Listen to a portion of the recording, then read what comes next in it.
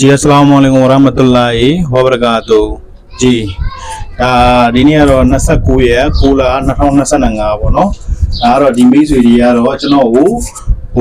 9ရက်ကိုဘက်ကမိတ်ဆွေတယောက်ကနေပြီးတော့အခက်ခဲရောက်ပြီးမိသားစုတို့ရောက်လာတယ်ပေါ့နော်အဲ့လိုလှမ်းပြောပြီးကျွန်တော်အကူကြီးလှမ်းတောင်းတဲ့ပုံမှာလက်ရှိကျွန်တော်အိမ်ကိုခေါ်ပြီးတော့သူတို့ဘာတွေဖြစ်လဲဘာတွေလိုအပ်လဲဆိုတာကိုကျွန်တော်တစ်ချက်မေးပြီးမော်ပြပါတယ်ပေါ့နော်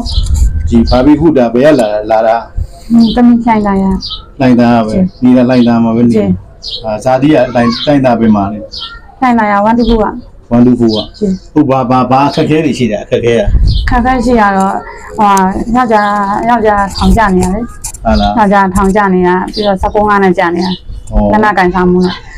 သူမရှိတော့တဲ့အချိန်မှာကျတော့သမီးတို့တမ်းမြောက်ထားကြတာသမီးက6လောက်ကကားတိုက်ထားတာတကယ်6လောက်ကကားတိုက်ထားတာ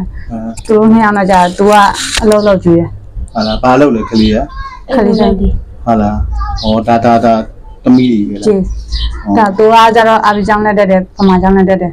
သူကပမာနေရတယ်1 2 4ကြီး1 2 4 1 2 4မှာနေတယ်ဟုတ်အခက်ခဲတွေဘာအခက်ခဲတွေရှိတယ်အခက်ခဲတွေခက်ခဲရတော့အိမ်လာသာရယ်ခလီကျောင်း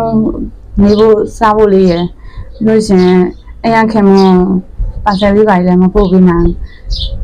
အဲ့လိုမျိုးလေးခက်ခဲရှိဒီလိုင်းသားမှာအမျိုးတိုင်းဝိုင်းနေမှာရှိတယ်မိသားစုမရှိဘူးမိသားစုမရှိဘူးဟော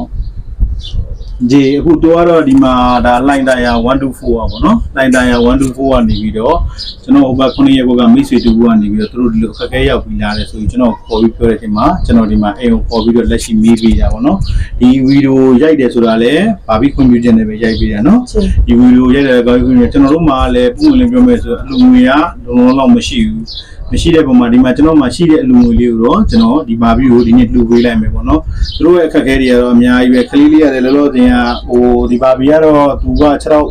ကားတိုက်ထားတဲ့ပုံမှာသူတိတ်ဘာမှမလုပ်နိုင်တဲ့ပုံမှာဒီကလေးလေးကအလုပ်လုပ်ပြီးတော့ကျွေးတယ်အဲ့မှာဒီကလေးလေးကလောလောဒီကလေးလေးကလောလောဆယ်အဘီကျောင်းလေးပါလေတက်ရတယ်နဲ့အခက်အခဲတွေတော့ရှိတာပေါ့အများကြီးပဲအမျိုးသားကတော့အကြောင်းတက်မလား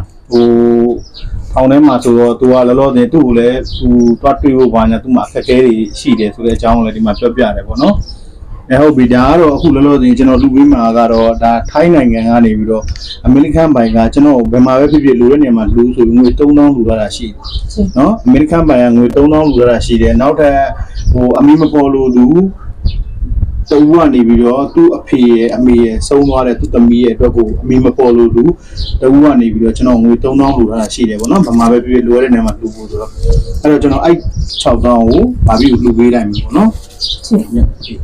ဘာပြီးလူပေးလိုက်တယ်ဘာပြီးအလူရှင်နေနဲ့ပတ်သက်ပြီးဘာပြောချင်သေးလဲကောင်းကျေးဇူးတင်ပါတယ်